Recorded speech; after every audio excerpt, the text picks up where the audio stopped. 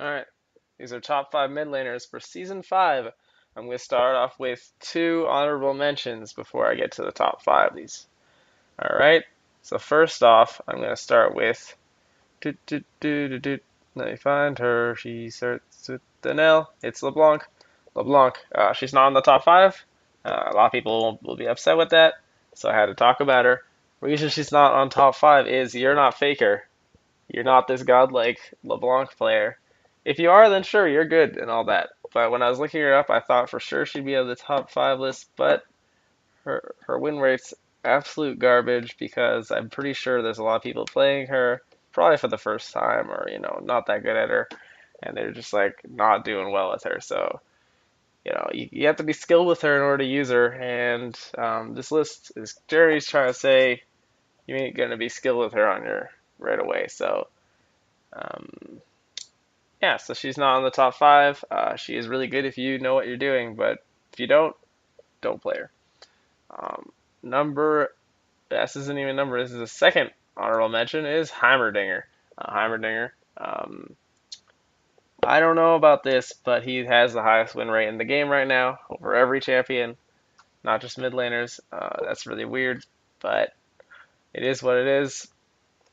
So I don't know if it's a thing. I'm not gonna put him on the top 5 because I don't know if this is for sure. I mean, he's not in pro play really. I've only seen him in like a few games, and he isn't really that impactful. So I don't know what's going on with Heimerdinger's like win rate or whatever.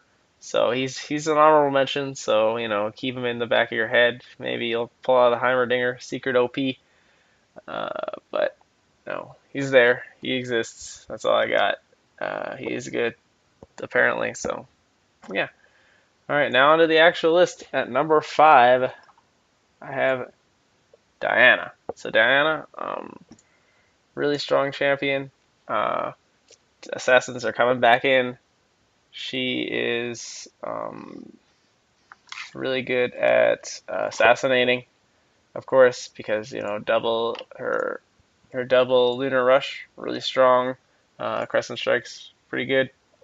And she counters a lot of the good assassin mid laners with Pale Crusade,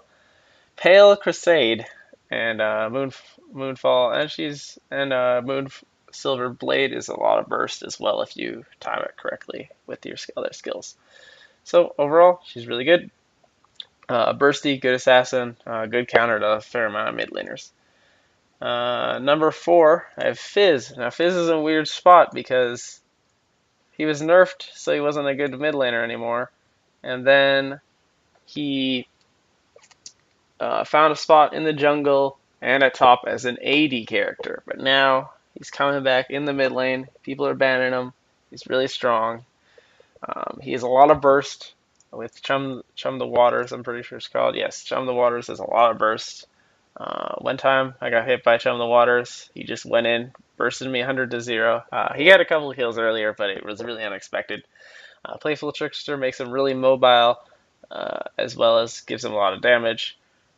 Urchin Strike, a lot of burst. Seashell Trident, really useful. Dot and reduces healing, which is good. And yeah, so overall, he's a really good assassin again. His weakest state, of course, is early on when he doesn't have his skills. So you want to abuse him then if you're facing him. But if you're playing him, that's when you want to be safe because as the game goes on, you just get stronger. And his roam potential is really good as well. Number 3 on this list, a lot of people are going to think this person should be number 1, is Caterina. Caterina, really, really, really good champion. That's what I can say about her. She's probably the highest damage on this whole list because that's her whole kit is damage. She doesn't have any utility really, except for herself to escape. I mean, that's not really utility, that's just mobility. So she's really mobile. Pretty much if she gets a kill, she's in a team fight, she's gonna, wreck the team fight if, people don't care about her.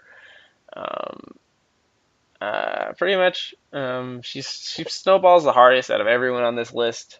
She's banned the most out of everyone on this list. Um, and even though she doesn't have mana, because she doesn't have mana, she can farm the lane kind of easily, as long as they're not harassing her with ranged abilities. And she can roam pretty effectively, get fed, and yeah, she's overall really, really good. Number 2 on this list, Ari. Ari, really safe, good champion. Um, Spirit Rush, really, really mobile, really good damage. Spirit Rush is really good. Not to mention, she's probably the easiest to engage, to help your team engage with Charm, because you can spam Charm, doesn't really hurt you in any way. She also has like loads of damage, loads of mobility, really safe laner. Has sustain and essence thief, although that's like really minor, but it's nice. Yeah, so overall she's really good. Um, yeah, good stuff. And then finally, at number 1, we have ChoGath. A lot of people are gonna be like, "What? ChoGath in the mid lane?" Yeah, he's coming up as a good mid laner.